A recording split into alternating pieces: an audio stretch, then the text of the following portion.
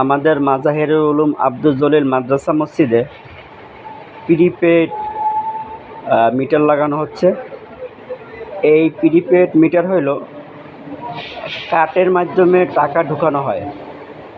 তো এইটা হইল মোবাইল রিচার্জের মতোই বিকাশের মাধ্যমে এইটা টাকা রিচার্জ করা হয়। যতক্ষণ টাকা থাকবে ততক্ষণ এইটা চলবে। তো টাকা শেষ, কারেন্ট বন্ধ হয়ে যাবে। এখন এই ডিজিটাল মিটারই সরকার সবাইকে দিতেছে। তো আমরা আমাদের মাদ্রাসার জন্য একটা পোস্টপেড আছে, তো পাশাপাশি একটা ডিজিটাল মিটারও আনলাম। তো এইটার হইল এইটা এখন ওকে করা হইতেছে। আর এইটার ব্যালেন্স দেখা হইল 801 801 টাইপ করার পরে আপনি নীলটায় চাপ দিলেই কয় টাকা ব্যালেন্স আছে আপনি জেনে যাবেন।